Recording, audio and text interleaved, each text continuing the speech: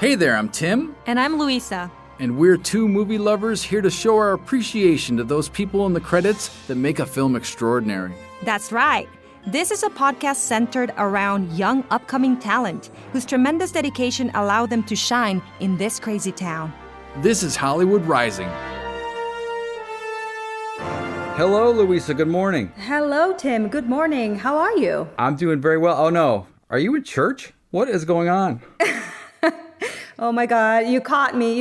I'm sorry. Sounds like you're in a cathedral. I know. It makes you sound epic. That's quite okay. Yeah, I'm a saint. Saint Luisa. Yes. I think we all knew that.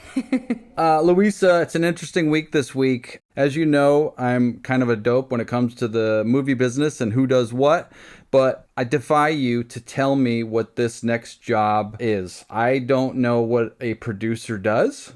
As far as I'm concerned, it's a guy who introduces one guy to another with money. That's what I think a producer does. I kind of have the same idea, and I also think a producer has to have very good organizational skills. There's a bunch of stuff that has to be coordinated, but more than that, I'm going to be completely honest, I have no clue. Well, we are counting on this guy, Alex Bretow, film producer, to tell us what is happening. Alex, are you there? I am, yes.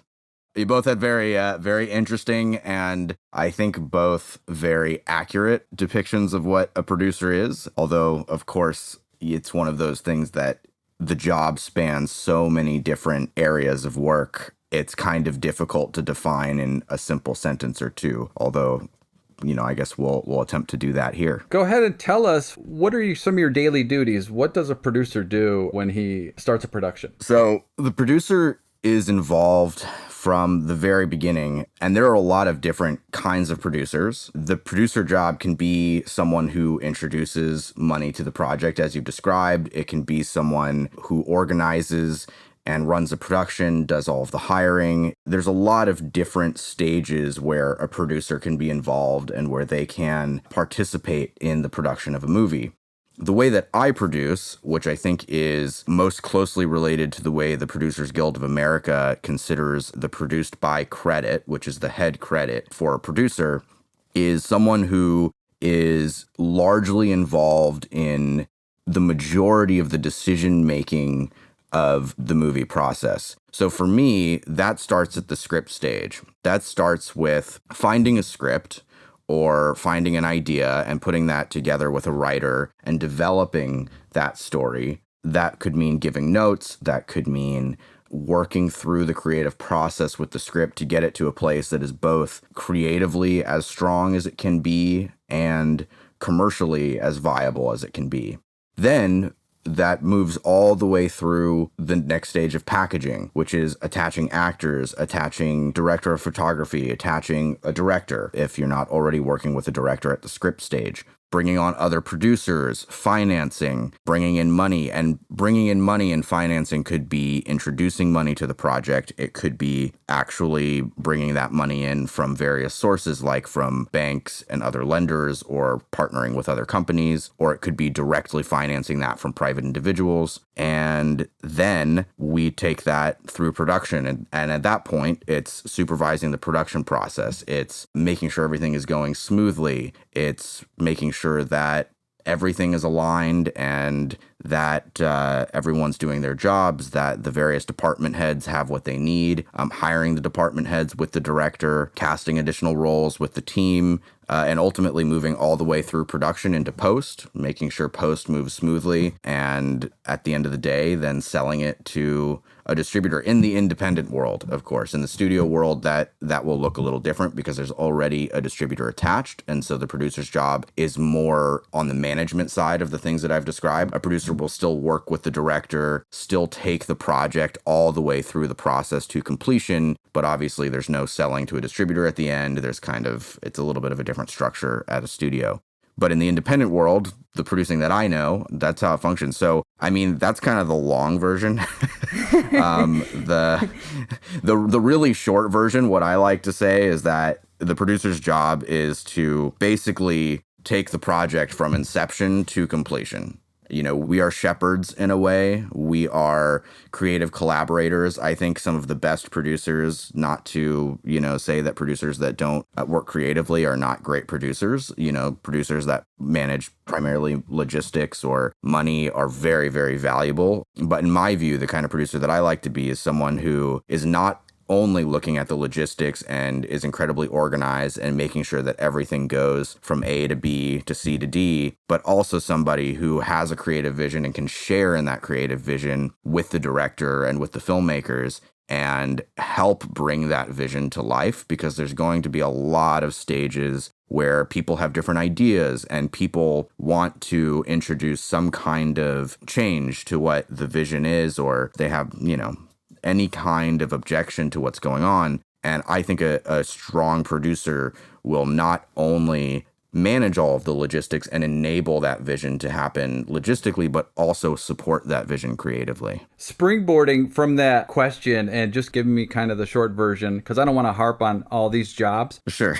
Briefly, what is the difference between an executive producer, an associate producer, or a line producer? Just in a short form answer. Very short. So line producer primarily manages the budget on set, and that'll include hiring crew and working out deals and making sure that on set the budget is managed. An associate producer is usually someone hired by a producer to handle a handful of tasks. There's certain areas that they'll be helping sort of at a lower level than a producer. Their job is to handle the same kind of producerial tasks, but not necessarily in a decision-making capacity. They will be doing jobs that are helpful to the production. And then a executive producer. So in independent film, an executive producer can sometimes be an investor, someone who has financially contributed and will receive that credit. That's common in independent film. It can also mean a producer who brings money to the project. So somebody who will find investors or find financing and bring that to the project. It can also mean, this is more in studio films and less in independent films, but it can also mean a producer who is overseeing a certain number of higher tasks. So they're not necessarily the one making all of the decisions, but there are certain decisions that have to be made through them. So that one is a little bit murky just because there's sort of different definitions. I think the PGA defines it more in that latter definition and not as a financer or someone who brings money to the project. But in independent film, it has sort of developed into that. I have a question. Yeah. As a producer, do you go out and hunt for scripts, or do people come to your door and say, I have a project that I would love for you to work on? Or how does it work? Both, actually. But I would say that's probably one of the greatest challenges as a producer, believe it or not, is finding good material. There is such a lack, in my opinion, of actually true good material in the industry. I think there's a lot of stuff that is good, but maybe not great. Maybe there's a lack of great material is a better way to put it. So, how that great material gets to me is, sometimes there's things that are sent to me. Sometimes, I'm looking for stuff. I'm constantly looking. Like I'll be keeping an eye on the Blacklist. I'm a member of the Blacklist, so I'll keep an eye on the scripts there. Just constantly looking for those scripts, but then also we get a lot sent. We actually had Mammoth Pictures at my company with Kurosha Hari, who I made The Night with. We actually have a screenplay competition, which is actually how we found the script for The Night, the movie that we just produced. So that's another effort. We both do that to find scripts, but also to help elevate new writers, the ones that don't necessarily win. We'll hope we can recognize and elevate them as well. Tying this next question to the other one, what do you look for in a script? What are the elements that you look for to feel that greatness and say, I want to work on this? Yeah, that's a good question. For me, there's a couple of things. Does it resonate with me? Can I feel it? Can I connect with it? And then is it something that I feel so strongly about that I'm willing and able to spend potentially years of my life working on? In an ideal world, a movie doesn't take much longer than a year or two to get made, but especially in the independent world and, with COVID, obviously that made things very difficult, but you can spend years. I mean, I have friends who spent 10 years working on a project before it actually got out to the world, and now they're a very successful director and it paid off. So the project has to be something that I can spend a lot of time with and not get sick of. I also, me personally, I look for something that I think has something important to say. It tells a story in a fresh way. It says something unique It's not something we've seen before, either in terms of the way that it tells a story or the way that it handles a genre or the subject matter. If the subject is something fresh or unique, that's interesting. And then I do look for commercial viability a little bit. Like, I'm thinking with, like, is this something that's going to hit with audiences? Is this something that audiences are going to like? But that's actually not the number one thing I'm looking for. I really feel more that if you find a story that resonates, if you find something that just flows, it reads like butter, and like you can't put down the script. You just want to keep going to the next page and see what happens next. And you're just going and going like that. Ultimately, even if it doesn't appear commercial at first, those stories that are personal, those stories that really connect will end up being commercial. They will hit with audiences. That's my view. Since you are involved in all stages of the process, what's your favorite part of the filmmaking process? That's a good question. I've kind of jumped between two different phases, I would say, over the last couple of years. My favorite phase initially was pre-production because there's no limit to the possibilities at that stage. Anything is possible. There's endless limits of creativity, and I think that really is enticing to me. Even as a producer, there's obviously challenges, but that's sort of, to me, like the most exciting stage. I kind of then changed into really loving post, just because for me, that process of seeing the final product and getting to that final product is a really enjoyable experience. It really is making the movie, in my opinion, a third time. There's a saying, I actually forget where I first heard it now, but we make three movies. Oh, I remember. It was Cynthia Stefanoni, one of the first, she's a DGA AD who I worked with, one of my first productions. She said there's three movies that we make.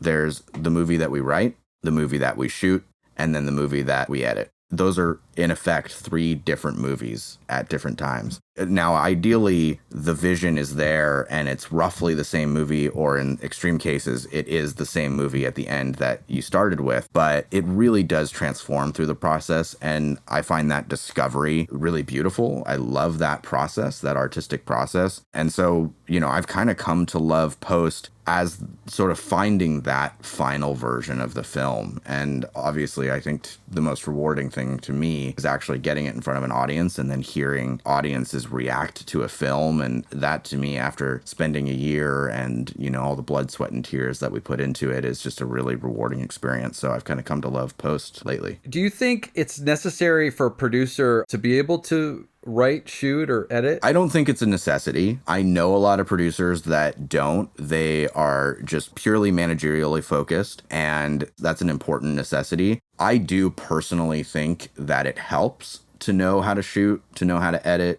I come from a filmmaking background first, not a producing business background first. So I think knowing those different stages and those different elements can help facilitate the process in a way that somebody who is purely managerial might not be thinking with the mentality and the way of thinking at those different stages, the way that an editor is thinking, the way that a writer is thinking. And then obviously, a purely managerial producer might not be able to creatively contribute to the project in the way that somebody, a filmmaker, or someone who knows how to write, shoot, and edit would be able to contribute and actually elevate the project.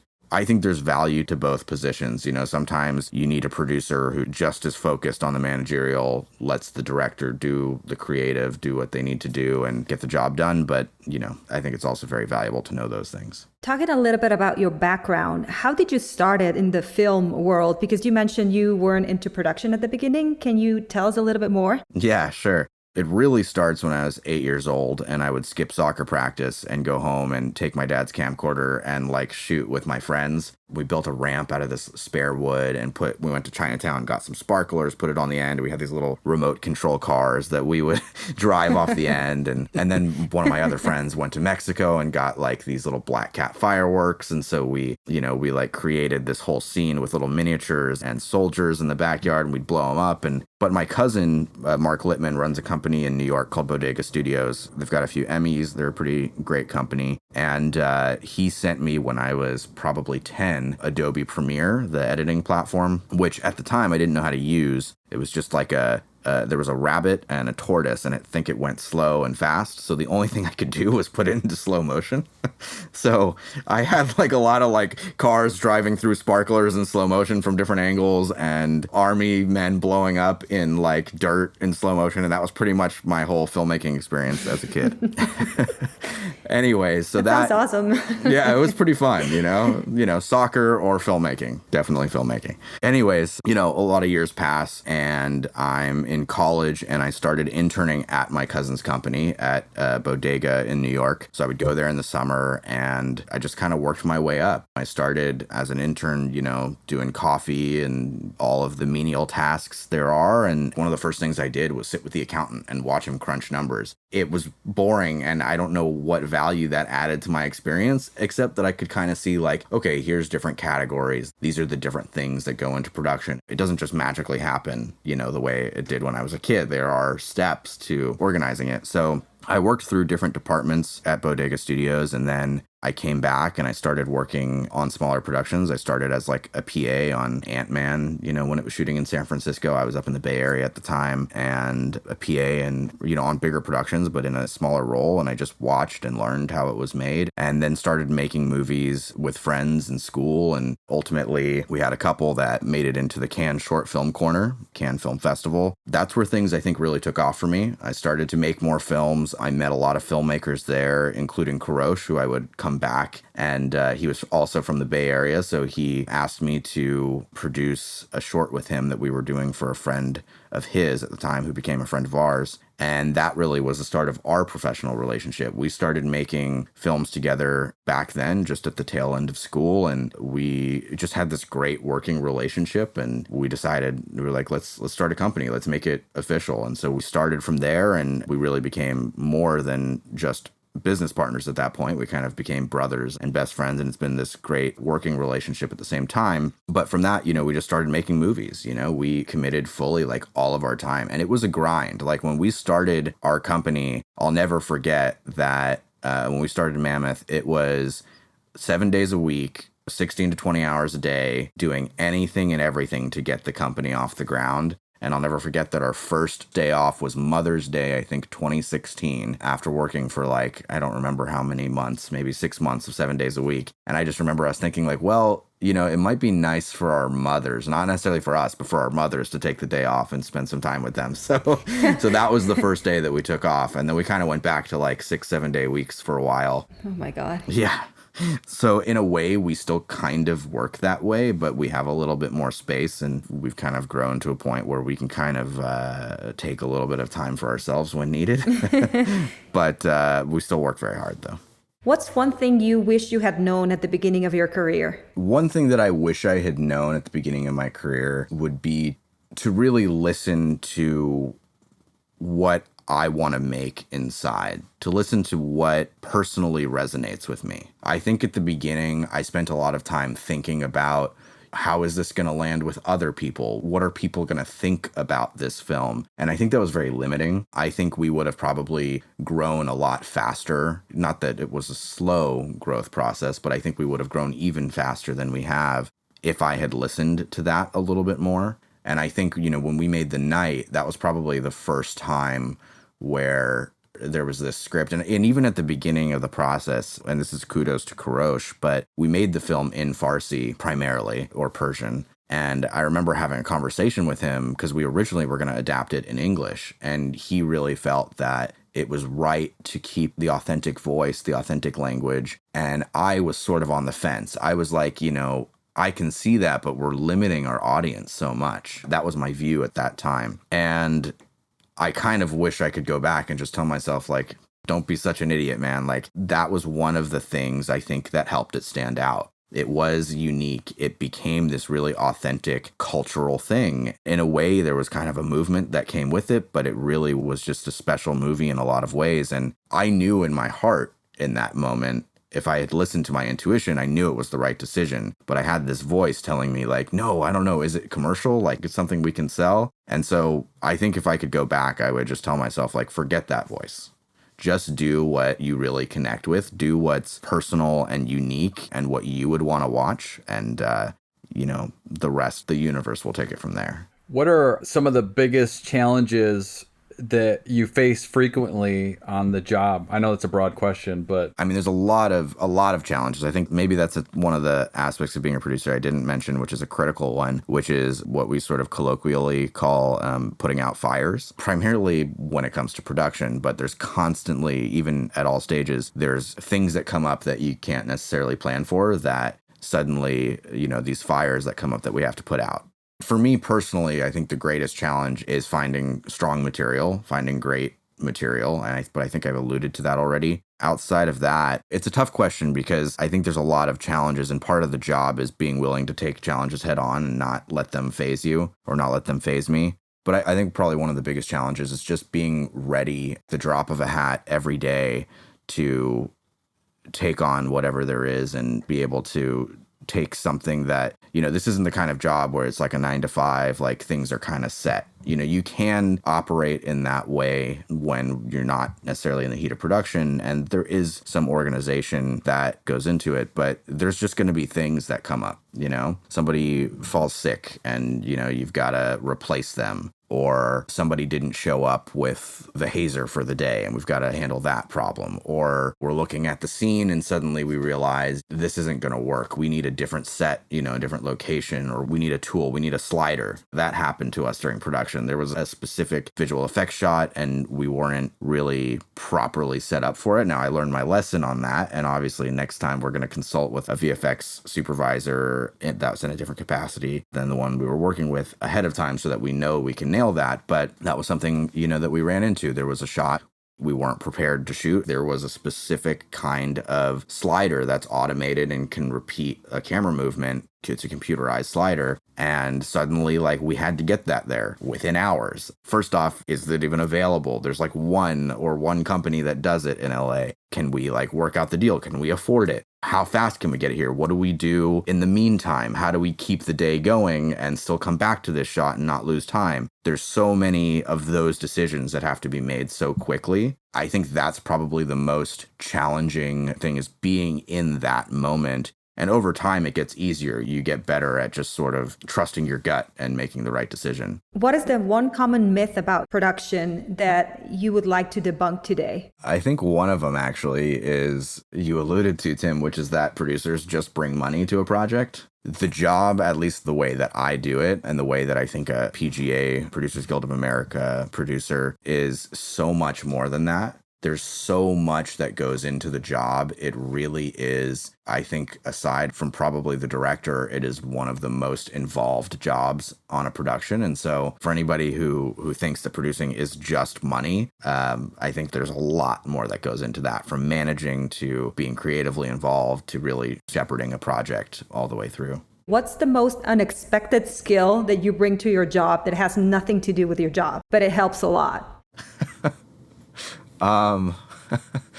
That's an interesting question. I have a couple of things. My parents are both chiropractors. And so one of the things that I have done on every single one of my films from the time that I was an assistant is I will actually hire my parents to come treat the crew on set. If you look at in the credits of all of my films, it says on-set chiropractic services by, and then I have my parents there. The crew loves it because a lot of people either have never seen a chiropractor or are not expecting that on set. And, particularly the Steadicam operators and the DPs and the people who are grips and people who are carrying a lot of weight constantly really love it. And I'll never forget our DP, Maz Makani, who's a wonderful guy and a great friend. On the night, we were shooting nights, so we would start at about 6 p.m. and go till 6 a.m. every day for 3 weeks, which was a challenge in and of itself, completely flipped schedules.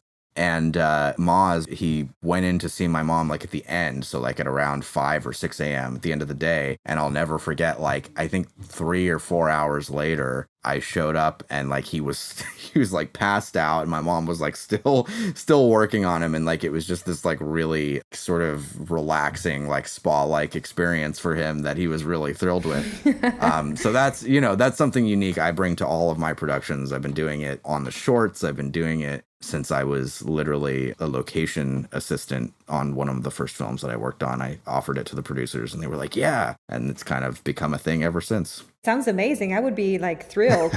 I was like, yeah, massage, please. Yeah, absolutely. And that's actually something, just a little tiny thing to add to that. Like, that's something that's really important to me, is making sure that the crew feels taken care of and feel like you care about them. I know there's that's actually another thing I'd like to debunk. I think there's this sort of idea about movies that producers or directors have to be assholes or have to be like this, mean, intense force on set. And I really don't think it has to be that way. For me, a producer and a director have to be firm and have to be persistent and make sure that their vision is getting realized, but really caring for the people on set and making sure that they know that you care about them and doing things that show appreciation, I think, is a really valuable thing. And I think, today's filmmakers are making that shift. I think we're going to see less of those intense, mean, asshole type spirits in Hollywood. Well, we may have answered this next question because of who your parents are, but if you weren't working in the film industry, what would you be doing for a living? I would not be a chiropractor, actually. Definitely not. I love chiropractic. I think it's awesome, and I would obviously have a practice to go into, but it just, for some reason, is not my calling. I would not be doing that. If I wasn't in filmmaking, I would either be in tech or business, probably. I studied computer science in college, so there's always been a part of me that's been really interested in tech and sort of, the different spaces and different ways that's helping and advancing the world. It's tough because film is really where my love is, and it's actually hard to visualize doing anything else. Probably tech or running some kind of business, but it just sounds so boring to me. Do you like attending screenings of your own work, or are you the type of person that rather just ask someone else for feedback? I'm both people wrapped into one. The first time that I'm showing one of our films to someone, I'm terrified, like absolutely terrified. It's like one of the scariest things to put this work, this thing that we've spent hours and more than hours, weeks and years, of our time and money and all of this effort into, and then to be putting it out in a way we're going to be letting people give their feedback or watch it and react is terrifying. At the same time, when it hits, it's the most rewarding experience of anything I've ever experienced, honestly. Having people being in the room, and this is one of the things I miss about going to the theater, honestly, and all of this virtual stuff. We didn't get to experience this with our premiere of the night because theaters are closed. Like, we went to a drive-in premiere and it was nice, but at the end, instead of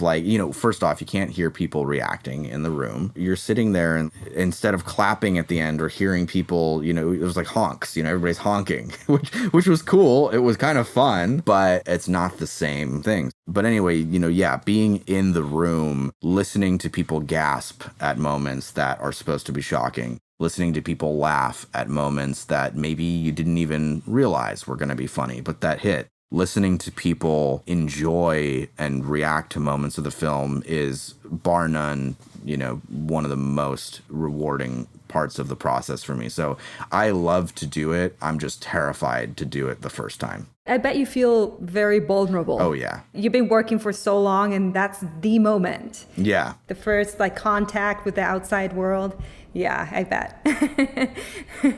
I don't like to put it this way, but all of the mistakes, are there. Even if there aren't mistakes, you'll just see things. You're like, oh, I wish I did it this way. I wish I did that. Just still in that critical stage, I think. And then really, when you do release the film, it does take on a life of its own because audiences just don't see those things. Audiences will see the art for what it is. And I think that's one of the things that a lot of filmmakers will do is continue to criticize and to feel unfinished or unsatisfied with the project. But, really, once it's out there, audiences will take as a fresh piece of art. And I think that's really, a beautiful thing. And just being able to let go of it is a challenge, but very necessary. You've referenced your movie The Night a couple times during this interview. I think it'd be a mistake not only to mention that the movie was quite a big hit in the streaming platforms, but there's another milestone that this film has, right? It was a big hit on the streaming platforms. It also made history as the first US produced film to be released theatrically in Iran since the Iranian Revolution of 1979, over 40 years ago. How does that happen? Well, there's a lot of red tape, and kudos to Kurosh Ahari, the writer, director, and who produced with me as well, and actually edited the film. He did quite a lot. He did a tremendous amount of work with our Iranian distributor to make sure that we could get to that stage.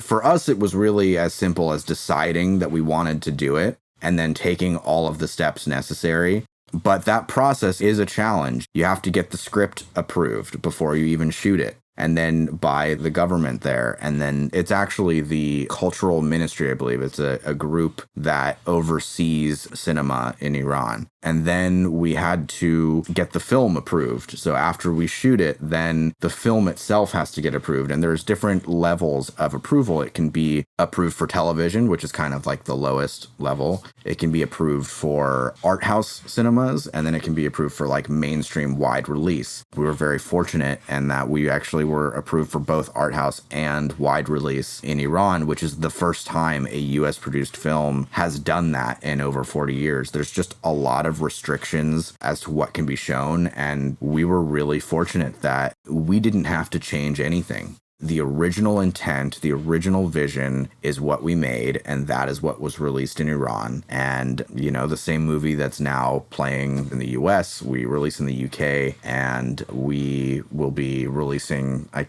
can't necessarily say the number of countries, but we've sold a tremendous number of other territories around the world where we're going to be releasing throughout 2021. We're just very fortunate that we made something that resonates with people. It's been exciting. I think it's a really effective movie. I'm a fan of the horror genre myself. I can't help think of The Shining when I watch it. It has that constricted space. It just feels, it's dark and it's brooding. Yeah. It's a really effective piece, so good work. Thank you. It's funny. I mean, a lot of kudos to Kurosh for bringing that to life and achieving all of that. But it's funny, we didn't actually even think about The Shining before we made it. Obviously, tremendous comparisons to The Shining, and a lot of people bring that up when they talk about the movie. And there's even shots, which is just amazing when we look at it, that really feel like they came right out of The Shining, or that we were inspired by and did our own take on. The truth is, we weren't thinking about The Shining as we were making it. We weren't intentionally evoking that. Although as we,